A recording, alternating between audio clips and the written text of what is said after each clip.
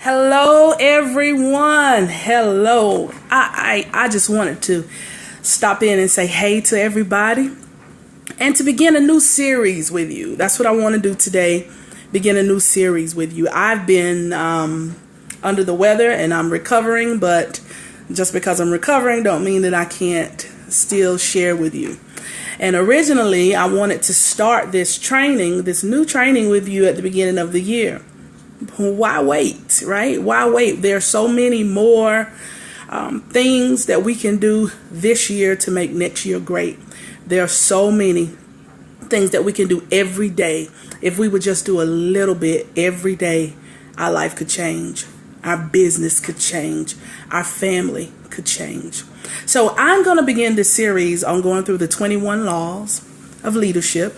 And I have that book in two formats, right? So I have that book in the leadership format, and then I also have it from a more of a biblical perspective. So today I'm going to share with you from the leadership perspective, but I may go back and forth and do some different pieces with you. But I actually want to start from the end of the book and work backwards. So today I want to start with law number 21. And I just think that it's very important to begin with the end in mind. And that's what we're doing. It's the end of the year. And a lot of people are doing some reflection a few days before Christmas. And I pray that you're not caught up in this race of trying to be the one with the most gifts. But I challenge you this year to be the one that brings significance to your home and significance to your children and to your family. So the law of legacy, and I have my notes here, and if you don't have a pen, I encourage you to get one. And as we spend some time together over the next 21 days, I want to make sure that you leave with some substance and some content that you can use in your business, in your life, in your personal growth and development. Whatever it is that you want to use this for, it's going to be available for you. Let's see, if I take the glasses off, I can remove the glare. Okay. So law 21 is the law of legacy, right? The law of legacy. And I got my little gift box here. And I wanted to use this as an object lesson because the greatest gift you could give yourself is to determine your legacy statement now. Determine your legacy statement now. This is a gift that you can give to yourself, you can give to your children, you can give to your family. And we're going to talk about legacy, what it is, what it means, and why you have to start now. You cannot wait. Legacy. Legacy, giving yourself the gift of legacy and a legacy statement is so much more significant than a New Year's resolution, because the New Year's resolution is based on 1 year and typically 30 to 60 days. And then after that, it kind of just fizzles out. But if we can begin to think lifetime, legacy is our life being summarized into one sentence. When you've lived your life and you've completed your assignment here in the earth, what is the one statement that people will say about you, your family, your business? What will they say about you? Your work ethic, your character, your integrity. What will people say about you? Your legacy statement. Give yourself the gift of a legacy statement versus a New Year's resolution. Because when you begin to look at your life in terms of the legacy that you want to leave, you are in charge of that. That's the cool thing about it. You get to choose now the type of legacy that you will leave when you're no longer here. And you have to choose that now. And the four things we're going to be talking about today is know your legacy, live the legacy, choose who will carry on your legacy, and the fourth thing is pass the baton. So know the legacy, live the legacy, choose who will carry on the legacy, and the fourth thing is you got to pass the baton. So the first thing in knowing your legacy, first I want to make sure that you do understand that there's a difference between your legacy statement and your New Year's resolution. If you understand your legacy statement, then every year what you're doing is leading you to the legacy that you want to leave. Think about this for entrepreneurs particularly. you have a business that you are working hard to build and a business that you're working hard to develop. And when you're no longer able to work that, or when you get to a place where you're ready to retire, how do you want your business to carry on? Do you just want to be able to sell it and sell it for millions of dollars and be able to retire and not have to worry about it? Do you want to leave this business within your family? Do you want it to carry on for generation after generation? The same thing about ministry. What type of legacy do you want to leave? And you have to determine that now. If you don't determine that now, then it just happens by default. And if you allow your life to happen by default, then your results are inconsistent. And so one year may be a good year, the next year may not be a good year. But when you are consistent about and you're clear about the legacy that you want to leave in your business, the legacy you want to leave in your ministry, the legacy you want to leave in your life, then not just every year are you making a resolution to get you closer to achieving that resolution, but every day you are working to achieve this, not resolution, but to achieve this legacy. So one of the things that we always teach is that leadership is influence, nothing more, nothing less. So leadership is about influence. It's not about title. It's not about positions. It's not about who you know. It is about influence. It's about, will the people follow you? Do you have enough influence to convince them to follow you and to trust you, whatever it is that you are trying to do or sell or promoting? Do you have enough influence? So that is what leadership is, but the highest form of leadership is self-leadership.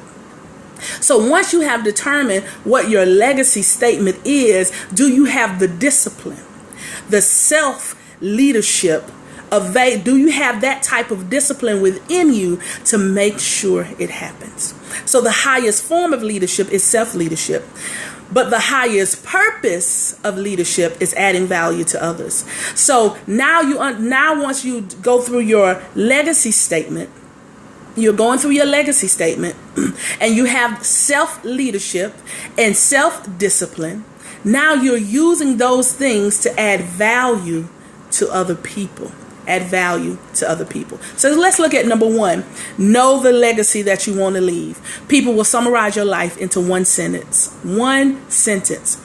If they summarize your life on today in one sentence, would you be pleased with what people would say about you? Would you be pleased with what people would say about you if they summarize your life right now in one sentence? If not, today is the day to begin to make some changes. Listen at this. John Maxwell states, I want to make a difference with people who want to make a difference, doing something that makes a difference at a time that makes a difference. I'll say that again. I want to make a difference with people who want to make a difference, doing something that makes a difference at a time that makes a difference. That's a part of the legacy that he wants to leave right now. My legacy statement and our legacy statement in our ministry is building our community one family at a time. So when we're to the place where we can no longer lead Becoming One Outreach Ministries, we want and when you think about Boom, when you think about our ministry, we want people to think, oh, that's the place that builds and strengthens families. That you don't have to be a part of a certain class, social economic status, but that they will help you and your family. That is part of the legacy statement of Becoming One Outreach Ministries. And we have a legacy statement for our business, and you have to develop yours. What is your legacy statement? That's what I want to know from you. What is your legacy statement? It may take you a little bit of time to discover what that is, but get to work on it. You still have time in 2016 to write out your legacy statement so that when you get ready to go into the new year, any New Year's resolutions or goals and objectives that you make, everything ties into your legacy statement. So know your statement. What do you want people to say? The second one is live the legacy that you want to leave. Now, your lifestyle and your legacy statement have to match. Your lifestyle and your legacy statement have to match. So we can't say that we want to build our community one family at a time, but we don't like people. We want to build our community one family at a time, but we have no outreach to help families. That those two things would be contrary. So you have to make sure that you're living what it is that you're saying, so that it lines up, your legacy statement lines up with your lifestyle. And if you don't have a legacy statement yet, think about your sweet spot. Think about what it is that you like to do, what it is you enjoy doing. You would do it for free if you could. What is it that you have that passion about? What is your purpose? And tie your legacy statement into your purpose, because you'll do it without even thinking about it. It is who you are. It is why you were created. The third thing is choose who will carry out your legacy. This means that you have to invest time in people. It doesn't do any good to have a legacy statement, to be trying to get promoted, to be trying to grow a business or a ministry if you don't like people. You have to be able to invest time in people in such a way that you would help them discover their own purpose, that you would help them discover their own legacy statement, that you would help them to discover who they are, that you will bring out the best in people. Remember, the highest purpose of leadership is adding value to other people. So when people come around you, you are not only seeing what they bring to the table to help you advance your cause, but you won't be selfish about it. You are seeing what you have to offer to them to help them advance their cause. And when the two meet, when what they're passionate about is you're just as passionate about it, when you love people and they love people, there'll be a different level of connection, and you'll be able to determine who this is or who this person is that can carry on your legacy. I know you're thinking, oh my gosh, I just started my business. Why are you telling me to think of my predecessor or who's coming after me? You have to think with the end in mind. We're launching a new program in 2017 called Pathway to Success.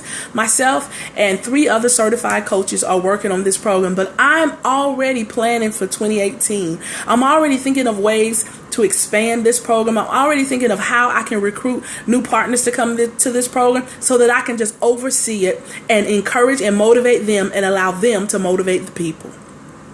The program won't even launch until the second week of January, and I'm already thinking 2, 3, 4 years out. You have to think this way, because you don't want to just build something that's going to just fall apart. You want to build sustainability. You want to build something that will last. You want to build and leave a legacy. It's a totally different mindset. Speaking of mindset, our current reality is the result of our very best thinking. Our current reality is a result of our very best thinking. If we want to change our reality, we have to change our thinking. So if our organization is running from month to month, paycheck to paycheck. So your organization, you got a nonprofit organization, for instance, and it's just barely getting by. We have to begin to think beyond 1 month. We have to go back to the drawing table and say, what can we do to build in sustainability? What kind of training do we need? Who do we need on our team? Maybe you need to bring somebody in to talk about sustainability and help us to understand how all components are a part of sustainability. Bring somebody in not just for fundraising, but for program management. Bring somebody in that can connect with the people at another level. All of these pieces go together to build legacy. You don't want to put all of your heart, your time, your energy into something that fizzles out when you can no longer manage it. You want it to continue to go forward. That's legacy. And the fourth one is make sure you pass the baton. So a lot of times we're talking about it, we're thinking about it, but we never give anybody else an opportunity because we're micromanaging, because this is my baby and I don't want anybody else to mess up my baby. And it's easier for me to just do it than to train somebody to do it. Well, when that happens, you're back to not even having a legacy plan or a succession plan in place, because when you're no longer able or something happens, there's this drastic drop or lull because nobody is prepared to step in. This is why step 3, where you're doing that choosing and you're investing time with people, not only do they need to trust you, but you have to trust people, and you have to trust them as well, and allow them to come alongside of you, give their insight, give their input, and allow them to begin to make significant differences. It's not enough to just have buy-in, which is another law we're going to talk about, but you have to let them really be all in. And this means that as the leaders, as the visionaries, that we have to trust people, and we have to give them the opportunity to show us that they can move forward. Give them an opportunity to share their insight and their ideas, and give them feedback. So what happens is, when you get close to this time of passing the baton, you begin to shift to the role of a coach and allow them now to begin to work through it and get their feet wet while you can coach them. And then when when you transition yourself out, they're able to stand on their own. So my challenge for you today is create you a legacy statement. What is it? What is the one sentence that you would want people to say about you, your business, or your ministry when you're no longer running it? What is it you want them to say? Do you want them to say that you always help family? Do you want them to say, well, they had some good programs, but nothing ever really got off the ground? What is it that you want them to remember about you? And I challenge you today, because you still have the opportunity to choose what people will say about you. Choose your legacy statement. And before you set another goal, another objective, or another New Year's resolution, write out your legacy statement and make sure that everything that you do from this point forward aligns with your legacy statement. Be sure to share the broadcast, because we're all preparing our hearts and minds to go to the next level. And there are some practical steps that we can do to help us get to that next level. Visit me online, carmelawilliams.com. And there's a couple of programs that are already in place that you can jump right into. But Pathway to Success is one that's coming up with some complimentary classes that are happening in the month of January. You don't want to miss that. Every week you can get on the call and receive free training and feedback from things that you are doing in your life, and the coaches will be there to help you answer your questions. Thank you so much for joining me today. This is law number 21. The law of legacy. Tomorrow we will do law number 20. I look forward to seeing you again. Have a great day.